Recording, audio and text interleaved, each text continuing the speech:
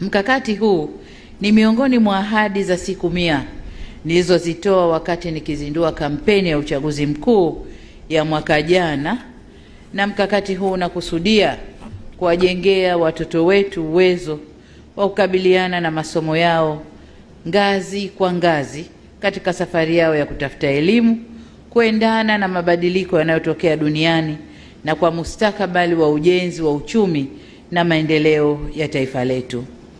Lakini vile vile mkakati huu ni sehemu ya utekelezaji wa Dira ya Taifa ya Maendeleo 2050 inayosisitiza maendeleo ya rasilimali watu na taifa linaloongozwa na maarifa na uadilifu.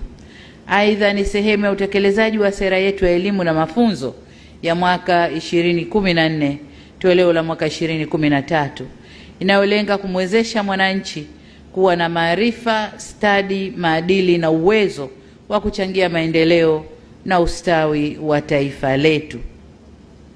Tunaweza kujenga miundombinu imara, kukuza maarifa na teknolojia, lakini ikiwa hatukuimarisha msingi wa awali wa kufundisha watoto wetu, tutakuwa tunajenga juu ya msingi dhaifu, na matokeo tumeyaona miaka ya nyuma huko.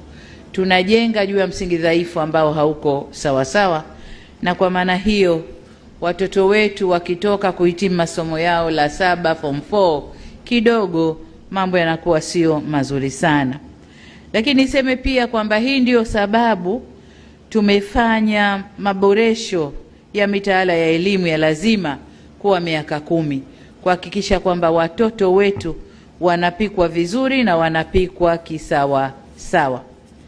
Lakini tunatekeleza haya vile vile kwa sababu tunatekeleza maazimio mbalimbali ya kimataifa. Tunatekeleza azimio la Umoja wa Afrika la mwaka 2024 linalosema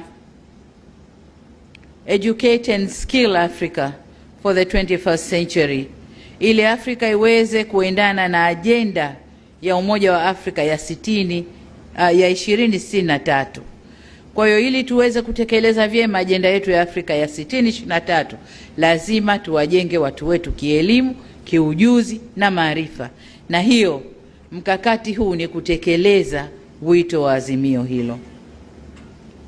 Mkakati tunaozindua leo kama ilivyosema ni sehemu ya azimio hilo, lakini vile vile ni utekelezaji wa lengo namba 4 katika malengo endelevu ya maendeleo ya Umoja wa Mataifa SDGs, linalotuhimiza kufanya quality education.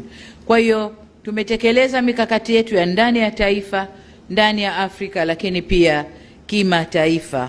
Umoja wa Mataifa wakijua tunachokifanya leo watatupa pongezi nyingi sana kwa haya tuliyoyafanya siku ya leo.